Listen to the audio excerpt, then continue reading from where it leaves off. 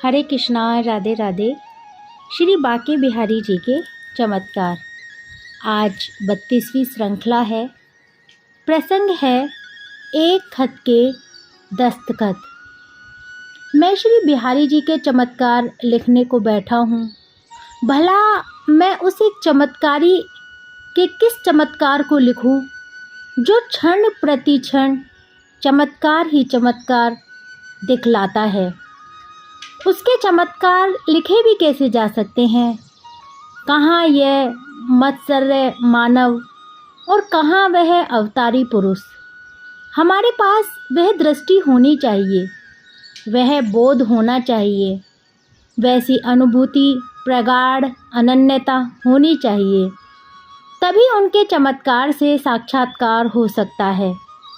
सत्य ही तो है, जाकी रही भावना जैसी, प्रभु मूर्ति देखी तिन जैसी। यह भावना का ही खेल है। उस अनादि अनंत का चमत्कार भी अनादि अनंत है, जिसे समझने देखने की सामर्थ्य भी तो चाहिए। वह सर्व सामर्थ्यवान है, कर्तु अकर्तु अन्यथा कर्तु समर्थ हैं। तभी तो सूरदास जी कह उठे, जाकी कृपा पंगु गिरि लगे, अंधेरे को सब कुछ दर्शाई। बहरो सुने मूक पुनि बोले, रंग चले सिर छत्र धराई। सूरदास स्वामी करुणा में बार बार बंदो तीह पाई। यह गुण लूला लंगड़ापन, अंधापन, बहरापन, गूंगापन, रंकपन सूरदास में भी थे और सभी जीव मात्र में हैं। तभी सूरदास जी गिरि गोवर्धन उलांग गए, प्रभु की लीला अंधे होते हुए देख गए और अपनी कविताओं के माध्यम से गा गए। और जो सम्मान राजा महाराजाओं को भी नहीं मिल सकता था, वह प्राप्त कर गए। वैसे ही हम भी प्राप्त करते हैं। यह चमत्कार नहीं है तो क्या है?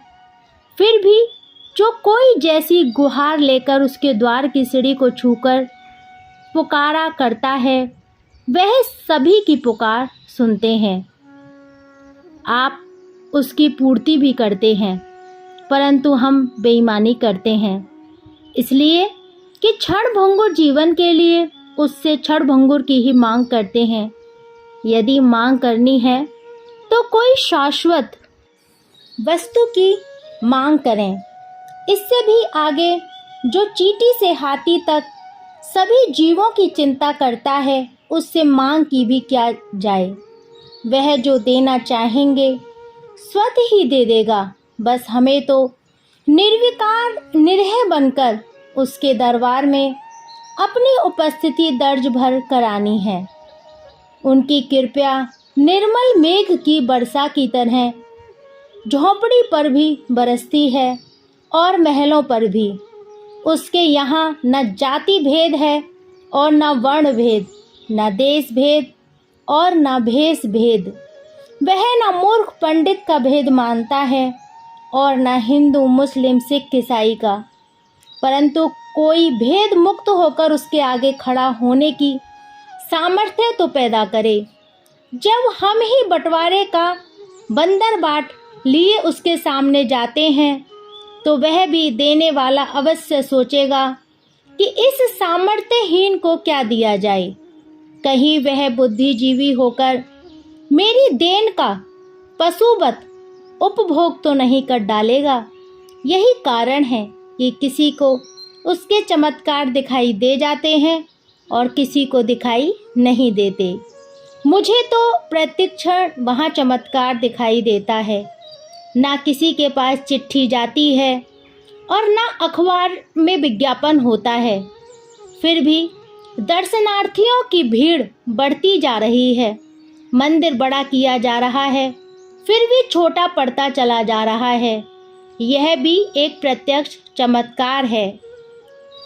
अमावस को ब्रिज के गांव मतवाले बनकर दौड़ उठते हैं उसकी एक झलक पाने के लिए। और जब कभी कोई भोला भाला गंवार भाव विभोर होकर कह उठता है तो भाव सागर के ज्वर का चमत्कार प्रत्यक्ष रूप से है कि दादा आज तो बड़ो बंठन के बैठो मंदिर के प्रांगण में उताल तरंगायित होता हुआ दिखाई देने लगता है।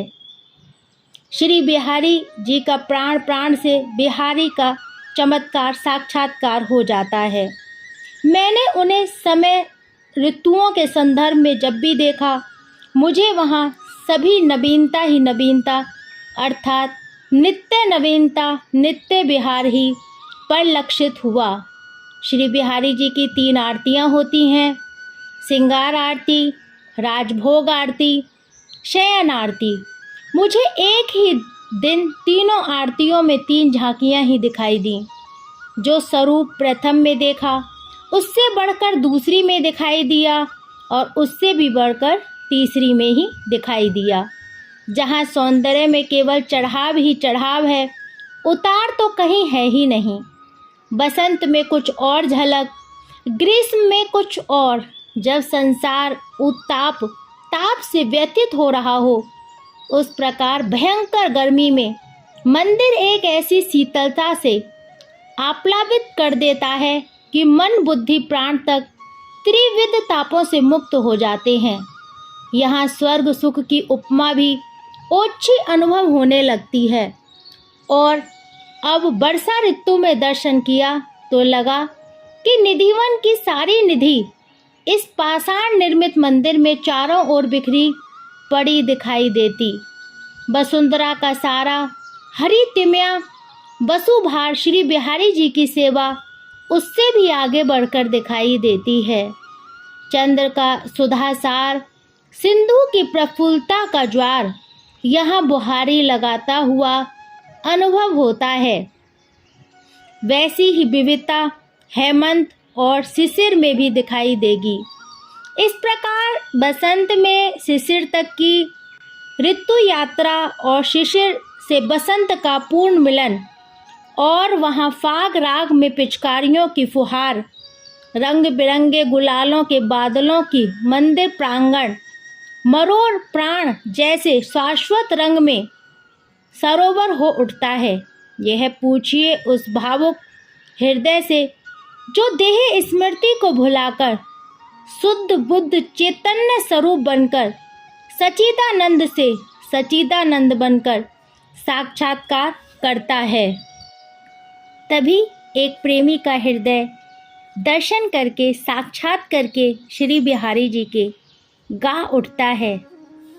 सांवरी सूरत पे मोहन दिल दीवाना हो गया, एक तो तेरे नैन तिरछे दूसरा काजल लगा, तीसरा नजरें मिलाना दिल दीवाना हो गया।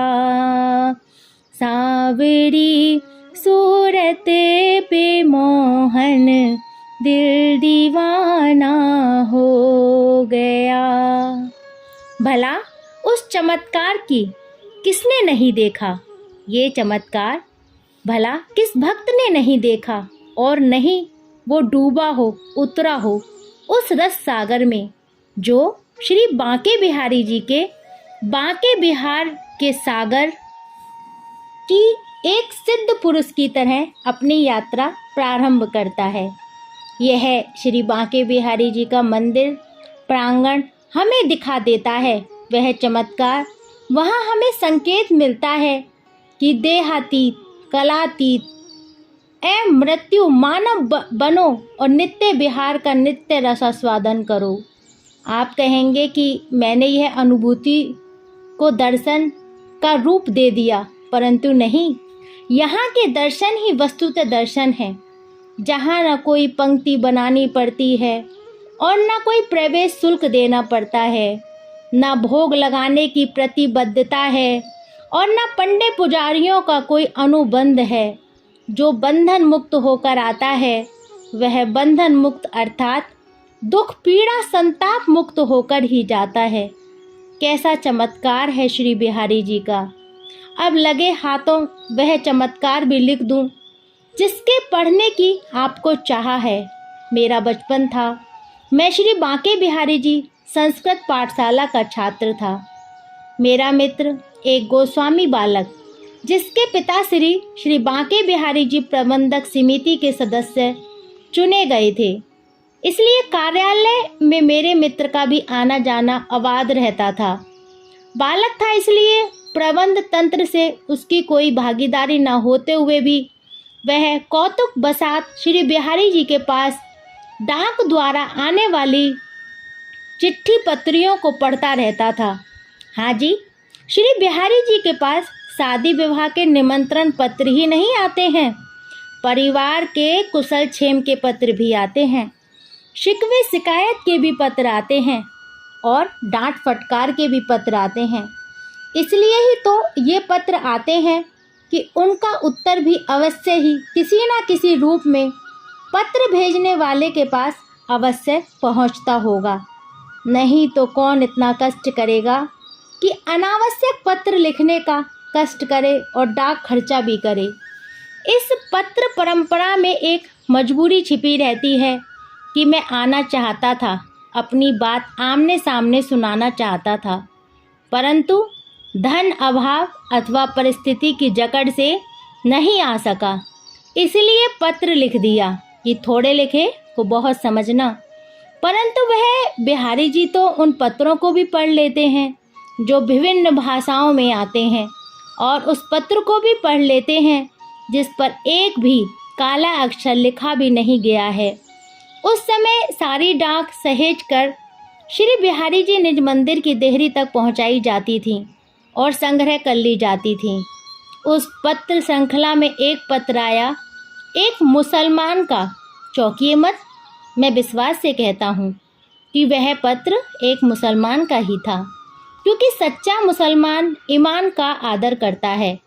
उस पर किसी अन्य संप्रदाय की छाप क्यों न लगी हो, परंतु कच्चा मुसलमान ही इस्लाम के ईमान को ईमान मानता है, शेष सभी को काफिर कहता है।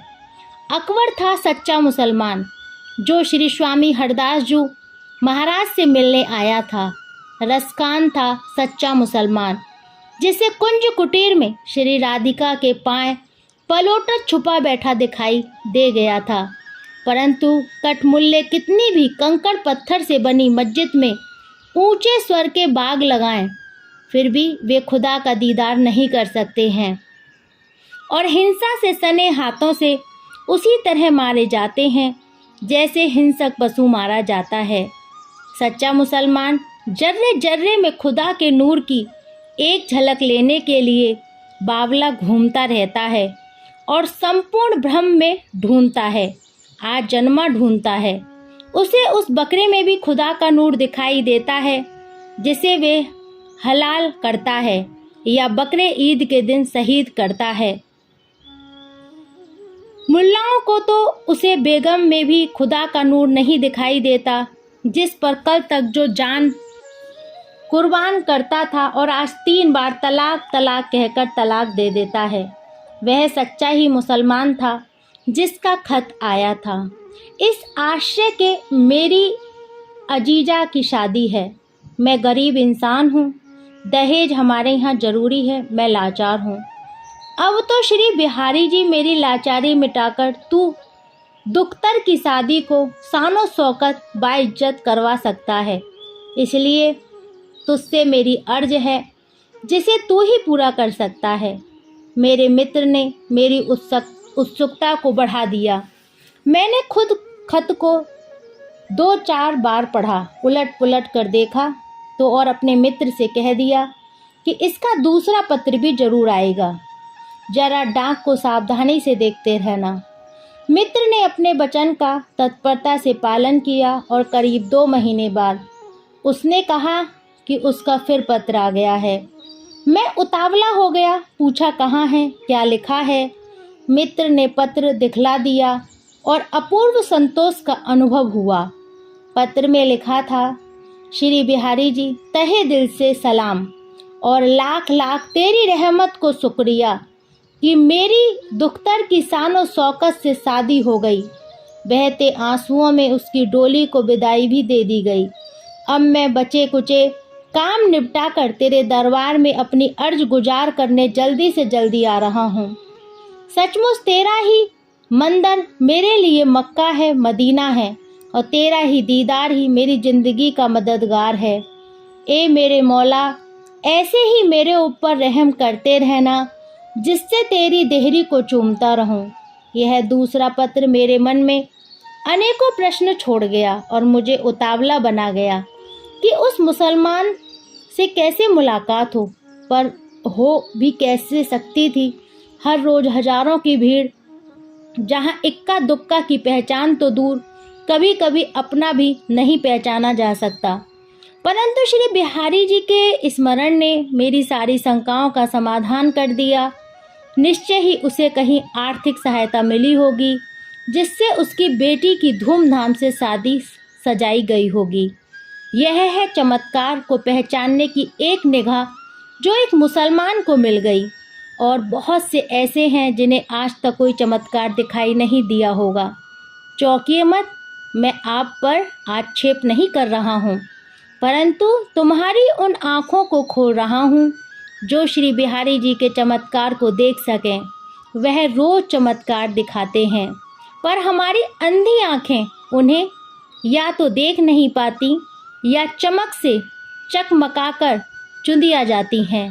कृपया शुद्ध विश्वास से श्री वृंदावन धाम आइए, श्री बिहारी जी के दर्शन कीजिए और मुक्त भाव प्राप्त साएं उनके चमत्कार देखिए, और देखते ही देखते आनंद वारिधि में आनंद रस का आस्वादन कीजिएगा। बोलो श्री कुंज बिहारी लाल की जय। यह श्रृंखला यहीं विश्राम लेती है। अगली श्रृंखला में श्री बांके बिहारी जी के चमत्कार के साथ मैं आपके साथ होंगी। जब तक के लिए हरे कृष्णा, राधे राधे।